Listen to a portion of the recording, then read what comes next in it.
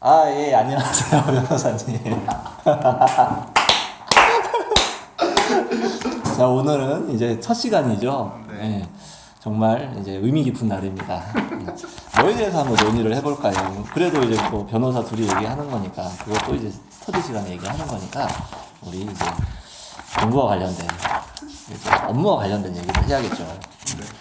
자, 뭐 어떤, 관심 있는 분야, 관심 있는 네. 분야? 아니면 뭐 아무거나 한번 이 책에서 찍어볼까요? 딱 넘겼는데 이건 아동학대네. 이건 아직 공부 안 했으니까 다시 한번. 못 나왔어요. 못 나왔어요. 저는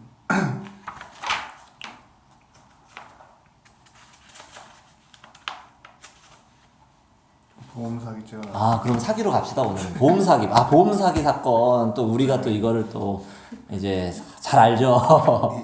이 뭐지? 그렇죠, 그렇죠. 이름은 우리가 또 거론하면 안 되니까 참 치열하게 다퉜어요. 네, 다들 힘들었죠. 네, 변호사도 힘들고 판사님도 힘들고 검사님도 힘들고.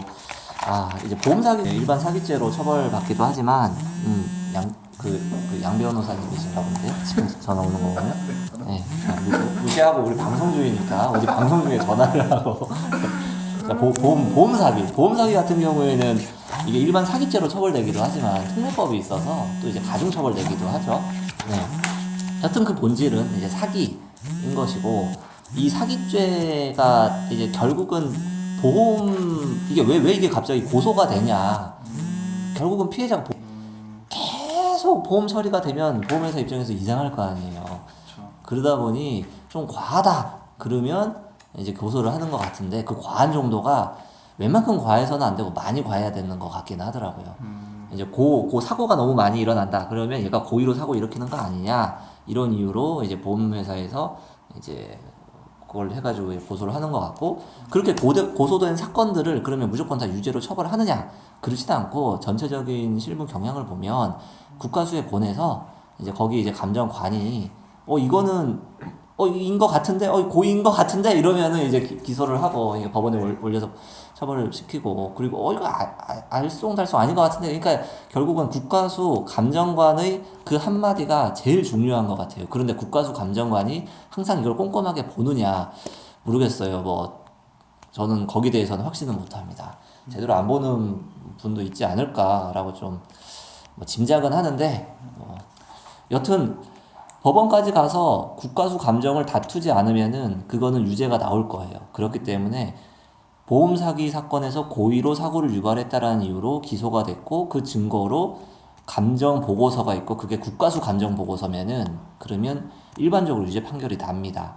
그리고 이거를 이제 뒤집기 위해서는 그 감정관을 증인으로 불러서 굉장히 심하게 탄핵을 하는 한편, 그와 별도로 그의 이제 버금갈 정도의 신뢰도가 있는 그런 감정 결과를 또 현출시켜야겠죠.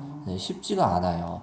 그래서 이제 스스로 한번 잘 느껴보세요. 자기가 일부러 사기를 한 게 맞다, 일부러 교통사고를 일으킨 게 맞다, 그러면 자백을 하세요. 괜히 이제 힘들게 여러 힘들고 그렇게 하지 말고 빨리 그냥 배상하고, 보험회사에 이제 배상하면 합의서 또 써주거든요.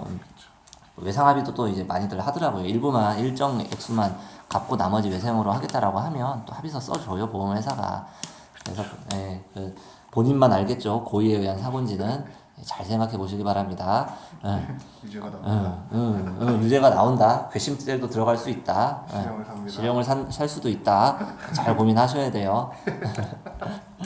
자, 그리고 이제 1유형, 첫 번째 유형이 이렇게 고의로 사기를 일으키는 경우고, 2유형, 두 번째 유형이 사고 난 건 맞아. 그런데 병원에 입원할 정도는 아닌데 입원을 했어. 이런 유형이 또 2유형이에요. 나일론 환자들이죠. 우리가 평소 알고 있는. 이제 그런 경우에도 이제 문제가 될 수 있어요. 그러면 이런 경우에는 대체 뭘 가지고 판단을 하냐. 사고가 경미한데 입원 기간이 너무 길다던가 이런 것도 이제 단서가 될 수 있죠. 그리고 보험회사에서 직원들이 상시 방문을 합니다. 나일론 환자들을 확인하기 위해서. 병원에 계속 입원해 있는 게 고욕이잖아요. 그래서 이 나일론 환자들은 계속 나가려고 해요. 병원에서 못 나가게 말리죠. 그런데 계속 돌아다녀, 이 사람들이. 사람은 살아있는데 죽은 사람처럼 어떻게 계속 가만히 있어. 그래서 밖에 막 나돌아다녀요. 보험회사 직원들이 불시에 그런 걸 방문해서 체크를 합니다. 그런 것들이 또 단서가 되고, 그리고 뭐 경우에 따라 이제 그런 이제 그 보험 사기들이 여러 명이 함께 나는 경우가 많잖아요. 보조석에도 누가 앉고 뒷좌석에 누가 앉고, 아 사고 났다, 야 잘 됐네, 우리 다 같이 그냥 입원하자, 이런 경우에 한 명이 배신을 해요. 그럼 줄줄이 엮인 사탕이 되는 거죠. 예, 그런 경우도 있고, 그리고 경우에 따라 이제 거짓말 탐지기 검사 쪽으로 가는 경우도 있고, 여튼 뭐 그런 식이에요. 그래서 이제 그리고 또 이런 경우가 있죠. 차대차 사건이에요. 차대차 사건인데 우리는 겁내 다쳤어. 입원을 막 3주를 해, 2주를 해. 근데 상대방은 병원도 안 갔어. 이상하잖아요. 그런 것들이 이제 단서가 돼서 이제 보험 사기로 이제 보험회사에서 이제 고소를 하게 됩니다. 뭐 이런 식이에요. 보험 사기는 이제 그런 식인 거죠. 자, 그 변호사님은 보험 사기 관련해 가지고 또 이제 우리가 교통사고 위주로 좀 얘기를 했네요. 그러다 보니까. 네. 근데 교통사고 사건이 좀 대부분이죠. 사실은 보험 사기 사건이면. 교통사고에 대해서도 좀 얘기를 해볼까요? 교통사고요. 네. 네. 그 과실치상, 치사 이런 사건들은 네. 이게 사람이 크게 다치고 그 사람이 죽기까지 하더라도 피해 유족이나 피해자의 법감정보다는 사실 좀 경하게 처리되는 경우가 많은 것 같아요. 그렇죠. 예. 그런 부분이 있고, 근데 거기서 뺑소니를 했다 그럼 얘기가 좀 달라지죠. 뺑소니는 기본 구속부터 시작하는 거고. 예. 그리고 막 술까지 마셨으면 뭐 게임 끝이죠 뭐. 그거는 이제 인생이 그리고 이제 보험 사기가 아니고 이제 교통사고 같은 경우에는 합의서 같은 거 쓸 때 좀 특수한 합의서가 들어가죠. 이제 보험회사에서 처리되는 금원을 고려해서 써야 되니까 뭐 그런 부분들이 있고, 그 외에 또 교통과 관련된 거, 음주운전 수치가 이제 0.03 이상이면 음주운전이 되는 걸로 이제 바뀌었죠. 네. 그러니까 이제 뭐 술 냄새만 맡아도 이제 운전하면 안 되는 거죠. 근데 좀 이상하지 않아요, 그게? 그러니까 실질적인 네. 운전에 영향이 지장이 지장이 어느 정도인지를 따져보고 입법을 했어야 되는데. 그러니까 제 말이 그 말이에요. 예. 그러니까 입법이 어떻게 보면 좀 이게 뭐 정치적인 얘기일 수 있는데, 좀 영영일로 해도 그렇죠. 그러니까 0.03이라는 수치 근거가 뭔지 모르겠어요. 예. 그러니까 뭐 어떤 나라들은 이제 음주운전 단속을 할 때 줄을 그어놓고 그 줄을 이제 걸을 때 이제 비틀거리는지 그런 것들을 살펴서 판단한다는데, 뭐 우리나라처럼 이렇게 수치로 딱 해놓으면 좀 더 객관적일 수는 있는데, 그 객관적인 잣대가 객관적이지 못하게 음주운전을 판단하게 되는 맹점이 또 있는 것 같아요. 변호사님은 음주운전 해보셨어요?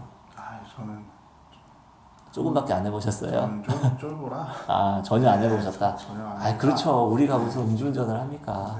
제 주변에 있는 변호사님 한 분께서 혹시 제가 아는 변호사님이세요? 네, 아실 수도 있을 것 같은데. 혹시 제가 일주일에 한 최소 3번 이상 얼굴을 보는 그 변호사님이신가요? 네, 저는 5번 정도 보고. 그렇군요. 가끔 6번도 보고. 네, 때때로 7번도 보는. 그런 분이 또 이제 물론 이제 그분은 네. 이제 법률상 문제되는 수치의 혈중 알코올 농도를 가지고 운전 안 하셨겠지만, 그쵸. 네. 본인 몸을 잘 아셔서 그러니까요. 이건 음주운전이 아니다 싶으면 술 마시고도 그러니까. 하시고 실제로 그 단속에 이렇게 해도 부르면 안 나와서. 그러면 음주운전이 네, 아니죠. 음주운전이 아닌 것 같습니다. 그러니까 법률상 문제되는 음주운전을 이제 한 적은 없고, 네. 다만 그냥 술을 먹고 마신 다음에 운전을 한 적은 술을 있을 마신 정도. 다음에 운전을 했는데 수치는 안 나오는. 그러면 음주운전. 음주운전 아니죠. 처벌이 안 되는 수치면은 뭐. 그렇죠. 그런 걸로 알고 있습니다. 그렇죠. 맞아요. 네. 그분은 이렇게 해서 갈 거면 이렇게 해서 갈 거면 내 운이 아닌 거다, 여기까지인 거다 하면 그런 신조를 가지고 계십니다. 네, 변호사 라인셋을 걸고. 대담한 분이세요. 네. 그렇죠. 그 기상을 따라갈 수 있습니다. 그 기상은 정말 하늘 높은 기상은. 탱크 변호사라고. 탱크 변호사. 그분이시구나 그러면. 그렇죠. 뭐 여튼 이제 음주운전 뭐 위험하니까 어쨌건 나라가 이렇게 시키면 해야죠. 우리가 뭐 준법 해야죠. 준법. 변호사가 준법하지 않으면 누가 하겠습니까? 네. 그리고 이제 음주운전과 또 관련된 게 또 뭐가 있을까요? 폭력 운전, 예, 때리고. 난폭 운전 이런 것도 이제 좀 처벌을 하잖아요. 그러니까 이제 폭행으로. 이제 특수폭행 이제 위험한 물건, 좀 설명 좀 해주세요 그거. 그러니까 이게 차가 위험한 물건이 뭔지, 차량이 왜 위험한 그런 거 좀.